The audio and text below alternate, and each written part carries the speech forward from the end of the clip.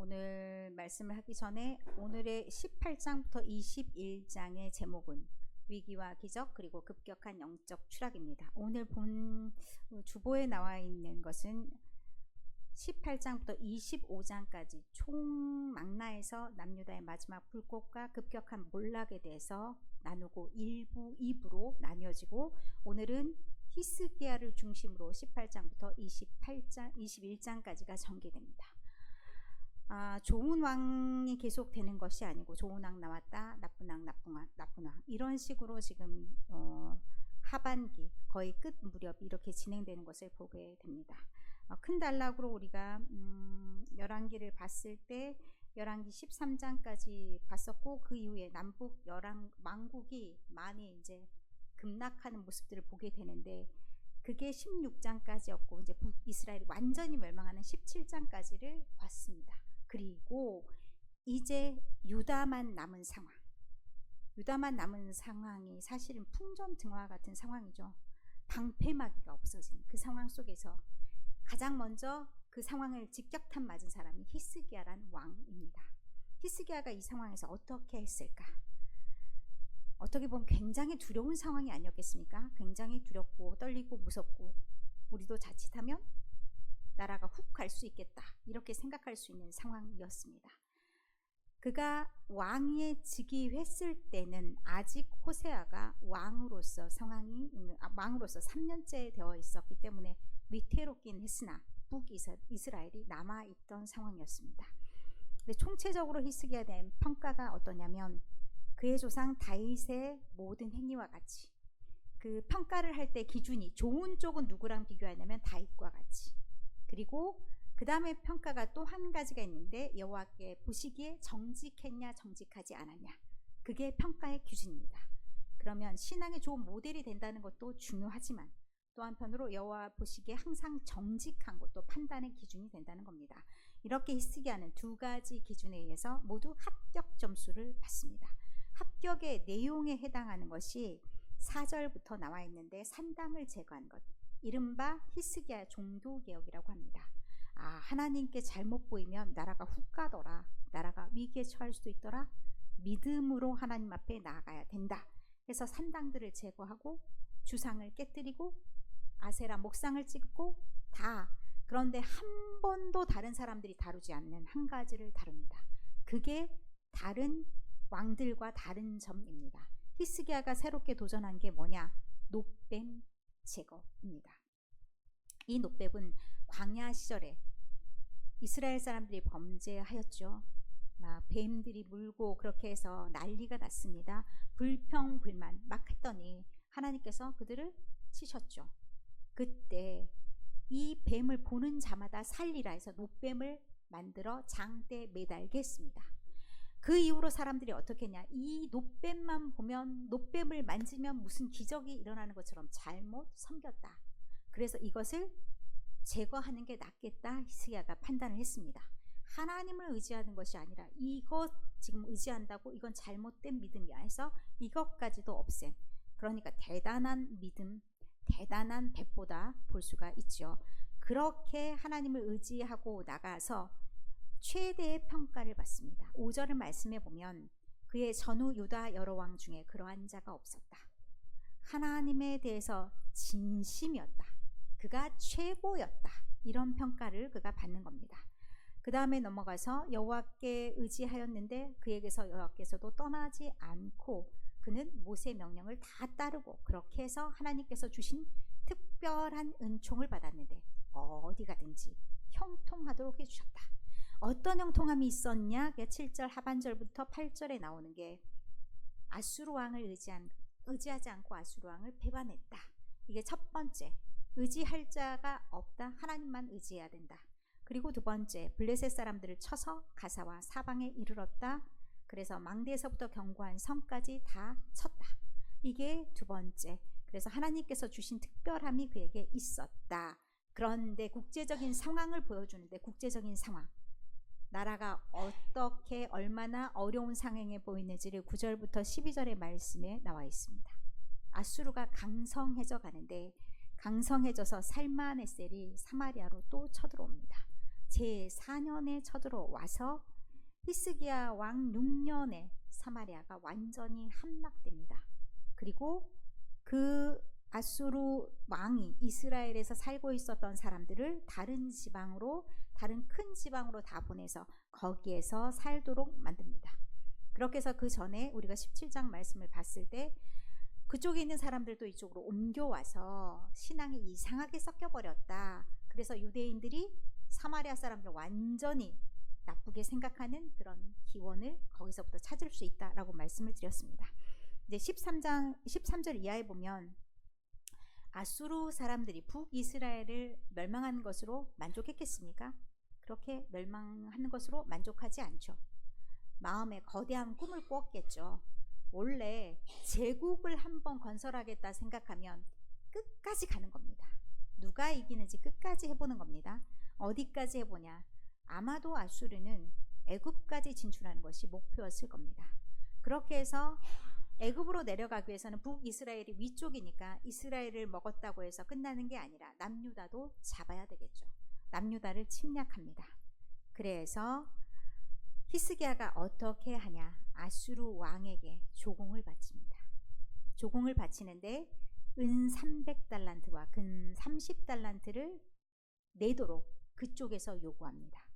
그 내려고 하니까 낼 수 있는 것들이 없으면 항상 성전이 다 털리게 되는 거죠. 여호와의 성전도, 그리고 왕궁 곳간에 있는 모든 것도 다 벗겨내고, 그렇게 해서 아수르 왕에게 갖다 바칩니다. 아수르 왕에 갖다 바치는 이걸로 끝난 것이 아니라 아수르 왕이 다시 쳐들어와서 어떻게 얘기하냐? 무엇을 의지하고 지금 이렇게 행하냐? 너네 믿는 게 뭐가 있냐? 이렇게 묻습니다. 온 백성이 다 듣는 데서 이렇게 말을 합니다. 그럼 백성들과 이 히스기야 사이를 이간질시키는 거죠. 히스기야가 백성들을 이렇게 우리는 하나님만 의지하자, 하나님 우리를 도와주실 것이다, 이렇게 말하는데 뭐 말도 안 되는 소리냐? 다른 왕들, 다른 나라의 그 임금들도 자기 신들을 다 믿고 그랬겠지만 어느 나라들 그렇게 된 나라가 있느냐? 마찬가지다. 그 말 믿지 말아라.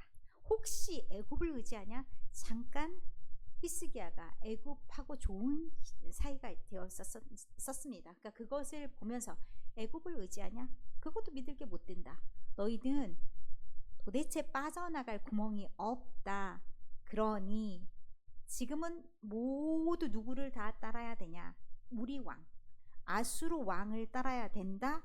그렇지 않으면 답이 없다. 히스기야 왕 말 믿지 마. 이렇게 하면서 이간질하는 모습들이 있습니다. 백성들이 그거에 대해서 아무 말도 하지 않았다는 것은 뭐 말할 수 없어서도 그랬지만 히스기야가 말했겠죠. 아무것도 동요되지 말고 너희는 가만히 있어. 이런 명령으로 일단은 하나가 되어 있음을 보게 됩니다. 19장에 보면 히스기야가 이 소식을 듣습니다. 이 랍사게라는 그 군대 장관이 와서 유다 방언으로 모든 사람들을 뒤흔들어 놓은 이 사건을 듣습니다. 마음이 엄청 불편했겠죠.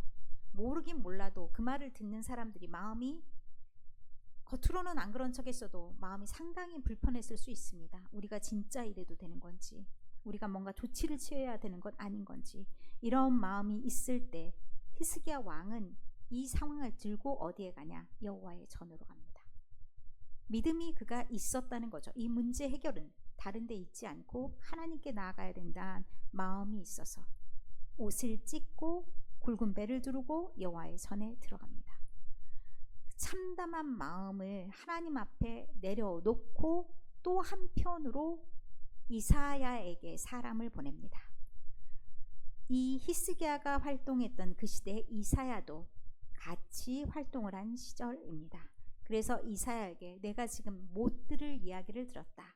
여호와의 이름이 이렇게 모욕을 당하고 그렇게 환난을 당해도 되겠느냐?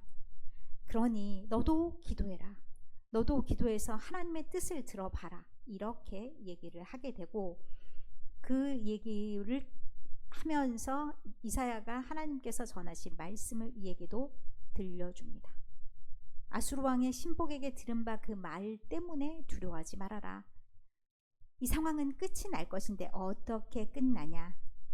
그의 속에, 아수르 왕의 신복의 속에 소문을 듣게 해서 그가 자기 나라로 들어가게 할 거다. 그리고 들어가서는 죽게 될 거다.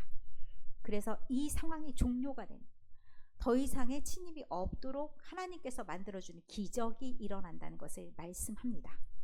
그래서 랍사게가 이 애언 그대로 아수르 왕이 이미 떠났다는 잘못된 소문을 듣고 따라갑니다. 전쟁이 아직 한창이고 왕은 림나에서 싸우고 있는데 돌아가서 다시 히스기야에게 전쟁의 소문과 함께 또 정갈이 나타납니다. 너 지금 무엇을 믿고 아수르 왕에게 이렇게 하는지 몰라도 너는 구원을 받을 바가 없다라고 말하는데, 히스기야의 손에서 편지를 이렇게 이제 받아보고 이 편지를 놓고 이제 히스기야가 하나님 앞에 기도합니다. 상황이 끝나고 완전히 종결이 돼야 되는데 그런 상황이 끝나지 않고 또다시 하나님을 비방하는 그 내용을 들으면서, 하나님, 아수르가 여러 민족과 나라들을 다 황폐하게 하고 그들의 신들도 다 던져버린 그런 상황이 되었습니다. 좋습니다. 그들의 신은 사람이 만든 거니까 그들을 다 멸하였다 할지라도 하나님은 완전히 다른 분임을 믿습니다. 하나님은 홀로 한 분이시고 홀로 하나님이시기 때문에 이 모든 상황들을 하나님께서는 종결시켜 주실 것을 믿습니다. 이렇게 하면서 또 이사야가 여호와의 말씀을 통해서 이 상황에 대한 앞으로에 일어날 일들을 이야기합니다. 이사야가 히스기야에게 편지를 보냅니다. 네가 기도하는 것 다 봤다. 다 들었다. 그러니 하나님께서 아수르 왕이 앞으로 일어날 일들을 다 얘기해 주실 것이다. 아수르 왕이 얼마나 유다를, 또 예루살렘을, 시온을 무시했습니까? 그러나 그 모든 것들이 다 하루아침에 싸그리 다 없어질 것이다. 애굽이 망한 것처럼 그들도 다 망할 건데 그 징조를 보여주겠다라고 얘기합니다. 그게 29절의 말씀에, 19장 20절의 말씀에 보면 금년에는, 그러니까 그렇게 해서 다 회복시켜 줄 건데 아직 이 전쟁이 계속 왔다 갔다 하는 상황에서는 씨앗을 심고 뭐하고 이럴 정신이 없으니까 그냥 난 것을 먹고 내년에도 그렇게 될 것이지만 제3년에는 다 새롭게 씨앗을 심고 거두고 이 과정을 거칠 것이다. 그리고 남아있는 자는 다시 뿌리를 내리고 열매를 맺을 거다. 그러니 여호와의 열심으로 이 모든 것을 이루어질 것이니 두려워하지 말아라. 아수르 왕이 힘도 제대로 쌓지 못하고 오던 길로 돌아가서 그는 그의 종말을 맞이하게 될 것이다. 그리고 그 애언과도 같이 사내립이 자기 고국에 돌아가서 죽게 되었다라는 것이 19장까지의 결정입니다. 이것이 이제 하나님께서 일으켜 주신 기적이죠. 안 될 것 같고 망할 것 같고, 그런데 하나님께서 약속하셨고 그 약속대로 이루어 주신 것, 그게 18장 19장의 내용입니다. 그런데 이런 상황에서 히스기야가 병이 들게 됩니다. 왜 히스기야가 병이 들었는지, 마음이 너무너무나 복잡하고 심기가 불편해서 병이 들었는지 우리는 알 길이 없습니다. 그러나 히스기야가 병이 들었습니다. 그때 하나님께서 이사야에게 말씀을 들려주십니다. 이제 집을 싹 다 정리해. 무슨 말이냐면 이제 앞으로 무슨 일이 일어날지 모르니까 후일을 다 정리해. 뒷탈이 없도록 모든 걸 다 정리해. 넌 죽을 거야 라고 말합니다. 왜 그래야 되는지는 모르겠으나 이제 히스기야가 이 말을 듣고 너무 참담한 마음이 드는 겁니다. 하나님, 내가 잘한 것도 있지 않습니까?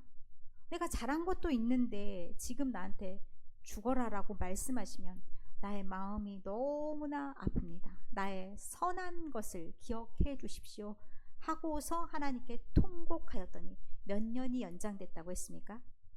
15년을 연장시켜 주었다고 했습니다.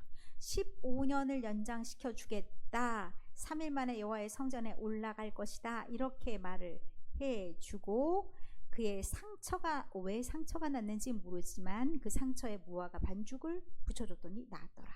이게 7절까지의 말씀입니다. 그런데 히스기야가 징표가 무엇입니까? 묻습니다. 내가 나을 수 있는 징표, 내가 성전에 올라갈 수 있는 징표, 그리고 15년을 더 살 수 있는 징표가 있어야 될 것 아닙니까? 내가 그러면 믿겠습니다. 이런 말이죠. 그래서 해 그림자를 이용합니다. 해 그림자가 앞으로 나가는 것이 좋을지 뒤로 나가는 것이 좋을지, 그래서 판정한 게 해 그림자를 뒤로 물러가게 해주십시오. 그리고 그 말씀대로 되었다. 이거는 그 말씀대로 되었다는 것은 그 말씀대로 이루어 주시겠다는 그런 징표이죠. 그 징표를 받고 이제 그렇게 살게 되는데, 또 상황이 하나 벌어졌습니다. 이제 히스기야가 병들었다 하니까 문병으로 온 사람들이 있습니다. 보통 이런 상황에서 문병으로 오는 건 더 작은 나라입니다. 적어도 자기네랑 대등하던가 그보단 좀 잘 보이고 싶은 나라가 사람을 보내서 병문안을 하는 겁니다. 이때 바벨론이라는 나라는 어찌 보면 유다보다도 더 컸다라고 말할 수는 없습니다. 이제 새로 커가는 나라, 그런 나라가 바벨론이었습니다. 바벨론에서 사신을 보냅니다. 사신을 보내서 편지도 보내고 예물도 보냅니다. 히스기야가 그걸 받고서 아마도 너무 고맙고 너무 반가운 마음이 들었던 모양입니다. 그래서 헷가닥 실수를 합니다. 어떤 마음이 들었냐? 내가 얼마나 괜찮고 내가 얼마나 능력이 있는지, 우리나라가 얼마나 강성한지를 보여주고 싶어 했습니다. 왜냐하면 내가 그만한 당신들의 환대를 받을 만한, 당신들의 병문안을 받을 만한 그런 능력 있는 사람이다. 이것을 보여주고 싶었던 거죠. 그래서 보여주기 위해서 가지고 있는 모든 것을 다 보여줍니다. 사실 이렇게 하면 될까요? 안 될까요? 안 되죠. 국제관계에서는 속이 없는 거예요. 속을 다 보인 거예요. 그러니까 끝까지 가려야 되는 게 있는 거잖아요.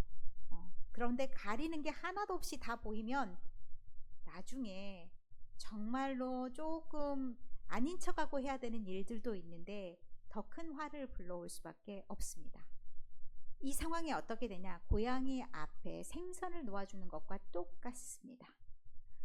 어제 우리 집에서 고기를 좀 했잖아요. 고기를 하니까 고양이 떼님들이 오셔가지고 얼마나 막 핥아대는지 장난이 아니었습니다. 그와 같아요. 이걸 딱 보면 이 동네 먹을 게 있네 하고 얼마나 그들이 노리고 있었겠습니까? 나중에 그렇게 해서 결국 당하는 화가 있게 된 겁니다. 자, 히스기야가 이렇게 해서 예언을 받습니다. 이사야를 통해서 하나님의 예언이 당도합니다. 왕궁의 모든 것과 왕의 조상들이 오늘까지 쌓아두었던 모든 것이 바벨론으로 옮겨질 것이다.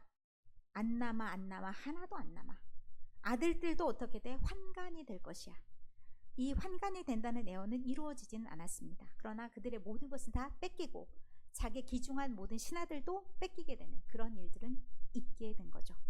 히스기야가 그런데 말하는 게 이게 부모의 태도, 조상의 태도 맞나? 라는 생각을 하게 됩니다. 히스기야가 당신이 전한 바 여호와의 말씀이 선하니이다 라고 말합니다. 자기 때에는 그 일이 일어나지 않습니다.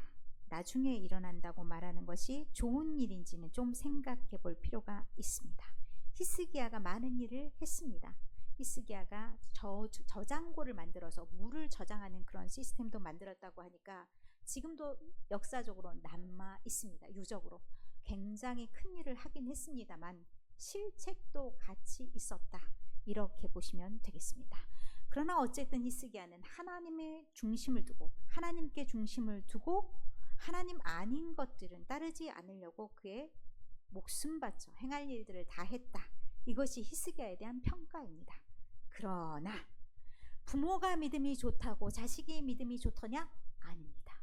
그것이 21장의 므낫세와 아몬 이야기입니다. 자, 므낫세는 굉장히 오랫동안 왕위에 있었습니다. 55년. 그러면 최장수 왕입니다. 왕이 좋은 왕이 오랫동안 나라를 다스리는 건 모두에게 복입니다. 그런데 나쁜 왕이 오랫동안 다스려요? 좋습니까? 아닙니다. 이거는 짧게 그냥 훅 지나가는 게 더 나은데 길게 55년을 다스렸습니다. 그가 평가받는 것이 여호와 보시기에 악을 행하여, 그리고 나중에 평가가 어떻게 되냐? 므낫세와 같이라고 해서 나쁜 왕들의 평가가 므낫세도 들어갑니다. 북이스라엘은 여로보암, 남유다에는 므낫세. 그러면 그것은 이름으로 치면 오명이죠. 부끄러운 이름이고 명예가 없는 겁니다. 불명예스러운 일입니다. 그가 왜 그렇게 나쁜 이름을 얻게 됐냐? 이스라엘 왕 아합의 행위를 따라갔다. 그러면 굉장히 많은 잘못된 신들, 이방 신들을 따랐다 얘기합니다. 그리고 여호와의 전에도 이런 제단을 쌓습니다. 하나님께서 제일 싫어하는 모든 것들을 더하며 자기 자식들도 불로 지나가게 하는 목숨을 내놓는 그런 희생 제의도 드립니다. 이 모든 것들이 하나님 보시기에는 정말 악한 것. 하나님이 차마 다윗과 솔로몬에게 약속하신 것이 있어서 그들의 왕위를 빼앗지 않는 것이 다행인 그런 상황이 됩니다. 북이스라엘과 남유다의 특이점이 있다면 북이스라엘은 왕이 계속해서 바뀌어 나가고 그 여러 사람들이 왕에 오릅니다. 그러나 남유다는 다윗 왕조가 계속해서 유지됩니다. 굉장히 특이한 상황이 어디에 나타나냐? 므낫세도 심히 많은 피를 흘리고 범죄했지만 평안히 돌아갑니다. 그의 목숨줄을 하나님께서 잡아주셨다라는 얘기입니다. 아몬으로 이제 넘어가면 아몬은 19절에 나이가 22세 그런데 2년밖에 왕위에 있지 않습니다. 그는 아버지 므낫세 행함같이 악을 행했습니다. 그러면 이방신을 굉장히 많이 따르고 경배하고 하나님을 버렸다는 표현까지 쓰는 걸로 봐서 므낫세보다 더 했다라고 말할 수가 있겠죠. 악은 참 따라하기가 쉬운 것 같아요. 선한 것을 따라가는 건 힘이 듭니다. 그래서 대단한 신앙의 부모 밑에 대단한 신앙의 자손이 나오는 게 때때로 어려울 수 있습니다. 그거는 어려운 일인데 악의 뿌리가 나타나서 심하게 안 좋은 경우가 나오는 건 너무나 쉽습니다. 아몬은 2년을 다스릴 때 그렇게 다스려서 하나님이 보시기에 나빴던 것뿐만 아니라 백성들이 보기에도 남겨두면 안 되는 그런 악의 씨앗으로 보였던 것 같습니다. 그래서 사람들이 아몬을 반역합니다. 북이스라엘의 방향으로 봐서는 반역하면 당연히 누가 왕이 됩니까? 전혀 다른 사람. 반역했던 사람의 대장, 이런 사람들이 왕이 됩니다. 그런데 그 왕이 아니라 그냥 그의 아들을 왕위에 앉혀주는 걸 보게 됩니다. 그러면 어떤 상황에서나 최저선으로 지켜진 것이 있었다는 겁니다. 그 최저선이 뭐냐면 다윗의 후손. 다윗의 후손이라는 것은 지켜졌다는 겁니다. 이래서 무서운 겁니다. 믿음의 조상이 있다는 것은 이것이 굉장히 큰 힘이 되는 겁니다. 하나님께서 최저선을 그들의 후손들에게 약속해 주신다는 겁니다. 그러면 오늘 우리가 어떻게 살아야 되는지 말씀을 통해서도 생각해 볼 수가 있습니다. 안 되게는 할 수 있어도 잘 되게 하는 건 참 어렵습니다. 그런데 나를 통해서 최저선은 만들어 갈 수 있습니다. 내가 믿음의 굳건히 서서 하나님의 언약 받은 자가 되면 하나님께서 나의 자손들이 때때로 잘못된 길을 가더라도 최저선을 지켜주신다는 얘기입니다. 그러나 내가 올바로 가지 않으면 사실은 나보다 더 악하게 태어나는 자들은 생길지 모르지만 더 뛰어나기가 쉽진 않습니다. 더 뛰어나기 위해선 여러 가지 조건이 다 맞아야 됩니다. 물론 하나님이 특별하게 도우심이 필요하죠. 그래서 나로부터 시작되는 좋은 씨앗, 그것이 우리에게는 목표가 되어야 될 줄 믿습니다. 가장 좋은 부모, 가장 좋은 조상, 이것은 믿음의 조상이리라 생각합니다. 오늘도 나의 아들, 딸들 그리고 나의 손자, 손녀가 잘 되기를 바란다면 나도 다윗과 같이 하나님 안에서 때때로 실수하더라도 다시 하나님께로 그런 믿음으로 복받는